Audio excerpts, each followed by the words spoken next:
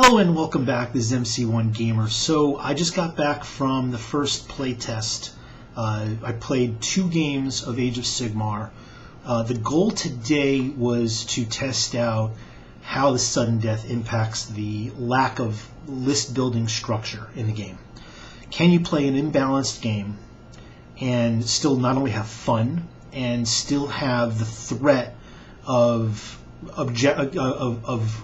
achieving objectives that could win the game with a very different sized armies and with different armies that really are kind of against the grain in terms of what you bring to the table. And what I mean by that is that my opponent was one of the guys from The Only Game in Town. Andrew is, and I have a recording of him just giving out his opinion as well, so I'll include that with the first of 2 battle reports that I'm going to be cutting. And the idea, he plays Skaven, and he's a competitive player. He plays some casual, but he's mostly competitive, and he's a good player. He's a smart guy, and he was a lot of fun. We had a really good time. I just want to say this right off the bat: this is a different game, but it is not an unfun game. If you play it and you decide that you don't enjoy it, it's not what you're looking for, then that's your right. That's fine. I want to throw that out there right off the bat. But just understand, it is a different game. It is not the traditional Warhammer Fantasy. It is a new game and a new system using some of the same themes, some modified, updated, current fluff. I'm not really digging the fluff, but hey, I really prefer the old world fluff. I prefer a lot of the things in the old game, but this was a fun, really fun experience. A lot of it had to do with the fact that I had a really good opponent, and we just kind of understood we were testing this stuff. Let's read it, let's go through it. We'll take our time. We're not gonna, we're not trying to be uber competitive. But I was playing with a competitive type player, and he had a good time as well. So the focus of the videos that you're going to see once I finish cutting them up is that I wanted to test how that that disparity of army sizes and bring your own bring what you want, or no limits to how big you want to make those units, would impact the game. We played with and without wizards. We played with some of the magical and innate effects. We didn't go crazy. We stuck also to the war bands at the back of the book. So I played VC. Vampire counts. I could have played an Undead Legions and taken some stuff from Tomb Kings, but I wanted to play the War Scroll formations that were in the back of the book, and there's 2 of them. And my opponent, again, is a Skaven player. He played both of those, both formations from there. And we just tried to make them lopsided. So we took them. In one case, we took... Oops. Sorry if that hurt your ears. I bumped into the mic. So we took the War Scrolls, and what we did is in one case we took it and we blew up the unit so that it was a bigger, more model count. And then another one we took where we tried to make it diminish to relatively small size and see how that impacted the game with the sudden death in play, and how terrain we did plenty of terrain. We did at least 6 pieces of terrain, and all the terrain there were none of the special terrains that were in the scenery War Scroll, which I like those, and I like some of the updated versions of that. It was just a roll randomly to see what the effect is, if it's inspired or deadly or mystical, and what those effects were. And they had an impact on the game, and they were interesting. They weren't so over the top, but they really did affect the game. Not just the fact that the terrain had those abilities, but that you would avoid or work around some of those terrain pieces. And that's what I want terrain to be. I don't want them to be fixture there for just to look pretty on the table. I want them to have function. It's nice to have trees and walls and buildings have impact in their conventional sense, but it's also nice to have some magical impact as well in a magical world. So it may be a little bit too much for some people. I don't think it was. I think it was fine once we got, in a full table 6x4, I think half the terrain might really have an impact. I will say also that the game, and you'll see this, but the game was very mobile. We were not static. We didn't just sit and shoot.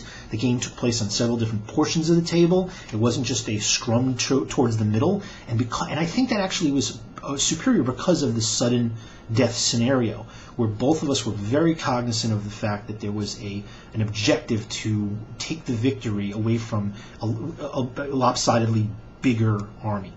And in my case, I took both of these war scrolls were very similar to the battle scrolls that were released back in 8th, a couple years back. They were PDFs that you downloaded, and one was very White King, Grave Guard, Black Knight centric with some skeleton units, and another one was a Terrorgeist ridden by a Strigoi Ghoul King, and Crypt Horrors and Ghouls, and that was a really interesting theme. I played both of those in the old War Scrolls, and they were interesting. They were allowed in a couple tournaments that I went to, and I played them in casual games, and they never felt overpowered. They were just enhancements. You had to adhere to a specific core minimum that you had to take, and that was kind of the offset to get a couple extra boosted powers, and you had to include certain units in your army. In this case, you get a couple bonuses by virtue of having this particular War Scroll formation, and that's something that I think is going to help.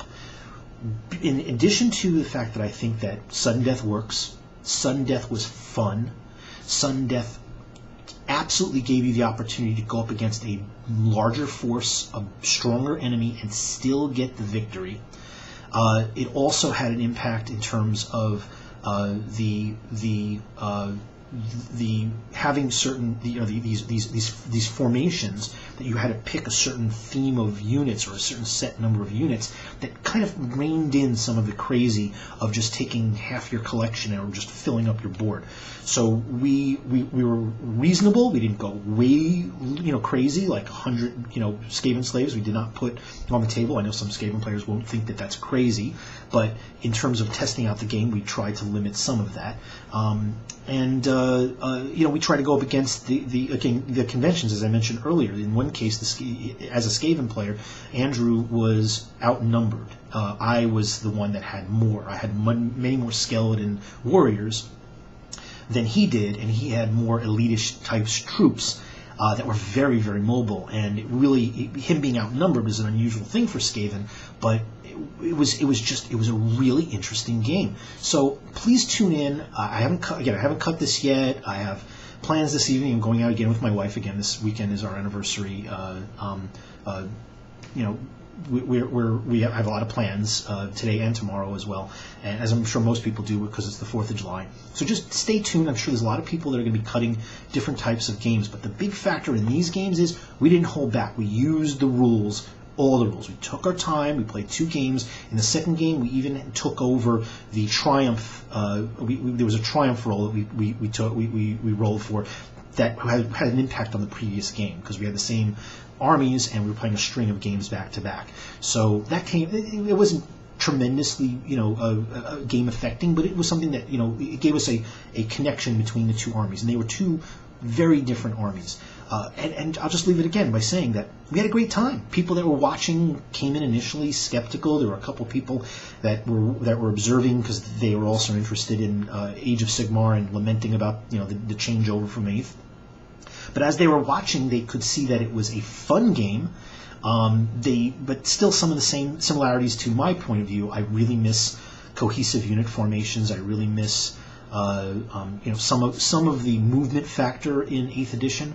But I still enjoy this element of the game, these mechanics. And now that I'm starting to get them down after even just a few games, they're starting to become a little bit easier to just by default getting that muscle memory and using. And here's a real big exclamation point that I wanted to put out there. I said yesterday in my video that you're not going to need unit fillers and you're not going to need movement trays, and that's mostly true. But you can start off with the unit trays when you first deploy and start moving. Certainly when you start clashing and that folding in of units, the movement trays don't really matter. But what we did was we stayed with a more cohesive unit structure and tried our best to keep the block units that we know from Warhammer 8th edition and earlier. And then when we got into clashes, if we needed to move guys to the side, we did, but we tried to keep them as much as we could into block formations. It was much more enjoyable to look at. It was much more enjoyable to watch. I think the pictures will be better. It's not perfect. It's certainly not as clean and precise as Warhammer 8th and earlier editions, but it was better, and it's something that I suggest with people that they do. And the unit fillers, and I have a ton of unit fillers because I have like 300 zombies and 100 skeletons, and even unit fillers for some of my multi-wound troops, just because I like painting up and making some interesting scenery on the bases.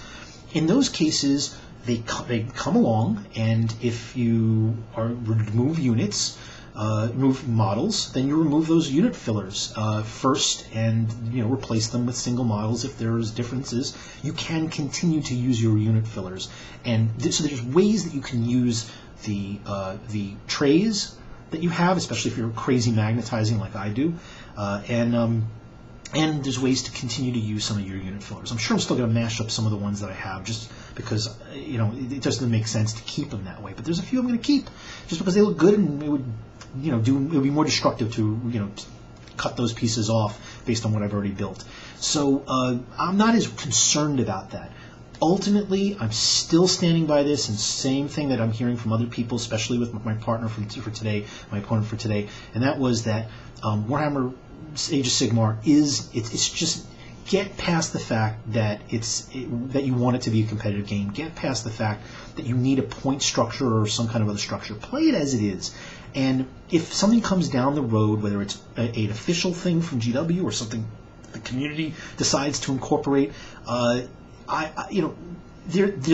game has some balance now. It is balanced sometimes in the way that it's imbalanced. That there are caveats to that imbalancing.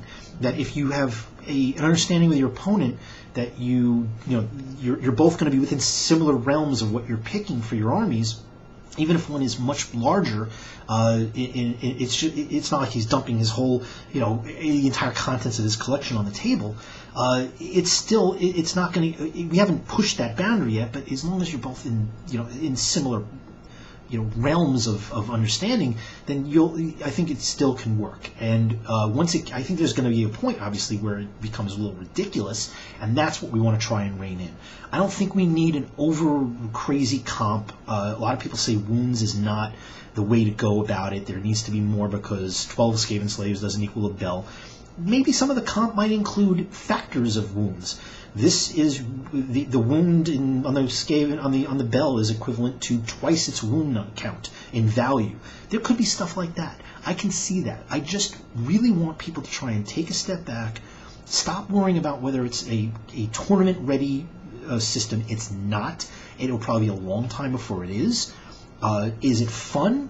That's up to you to decide. I think it's a fun, fast system where you can bang out, in an hour and a half, a reasonably good-sized game. You can play an afternoon with a huge game. We haven't done that. That's one of the things I definitely want to try to do. We'll play a massive game, and just really try and get a lot of units on the table. It's maneuverable. There's tactics. There was strategy in how we deployed, where we deployed, when we stopped deploying, and it was a deeper game than I expected. It's just different in the mechanics from what we all know. So if you get your head around that and you're willing to be open-minded and give it a shot, you've got the models already if you're already a veteran playing Warhammer. And the worst thing you can do is just sell everything before you've given this a shot and get pennies on the dollar, in comparison to what the slaving that you've put in to make those models nice if you've done that, and the amount of money you've spent in it, and then only to regret it down the road and say, I really want to get back into the system because it seems interesting. The rules are free. Go try them out. If you don't like it, fine. There's nothing wrong with that. If it's not fun to you, if it's not your cup of tea, fine. Try it. I keep saying it again and again. Try it out. Give it a real robust try. Hold off on your opinions. Try not to listen to all the over-the-top negativity that some people are putting out there. Even some of the middle-of-the-road negativity, like Anthony, who's very down on the fact that this is not the game that he wants to play. He's keeping a reasonably open mind, and he's going to test it out, but he's already resolved that he's given up on fantasy being his core game. That's his right. But don't let that be the thing that sways you. Find out for yourself. At least he's playing the game and determining, hey, I have an experience and I'm willing to make that decision based on that experience. make that experience, base that on your own experience. Try it out, give the rules a try. If you still don't like it, hey, there's always eBay and Bartertown and other methods where you can hopefully try to get back your money. Right now, things are cheap because people are panicking. Don't panic. I think you'll enjoy it. At least most of you would, and at least to some degree. And maybe somewhere down the road, there'll be a little bit more structure that, again, the community or GW institutes. I think it's unlikely. I'm a little scared of ETC and Swedish Comp, tackling this. They're probably going to. I didn't like either of those comps. Much more I didn't like Swedish than ETC. I don't like the idea of that. But then again, I don't think this game is meant to be a tournament game. It can be bent. You can put a square peg in a round hole here, and eventually it's going to happen because there's a will for people that want to do that. But I just think that, play a few pickup games, go slow through the rules, take your time.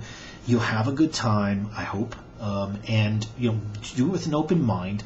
And if there's a universal or relatively universal way of finding a way to institute even further balance into this game that either you create or the community finds a nice universal way that many people adopt, or GW releases something, not everybody's going to like that either. Not everybody's going to be pleased about that. You're not going to make everybody happy. There's going to continue to be fractures. But if that style of play is what you're interested in, fine. But this is the game. You can dump your models if you want. You can walk away and play other games, or you can just keep this and add it and utilize it as one of the many game tools in your toolbox that you play to enjoy yourself, to enjoy the time with other people, and to play what really is kind of a wacky and, again, beer and pretzels game. So. Battle reports to come. I think you'll find them interesting. I'll get them out as soon as I can. And have a great day, everybody.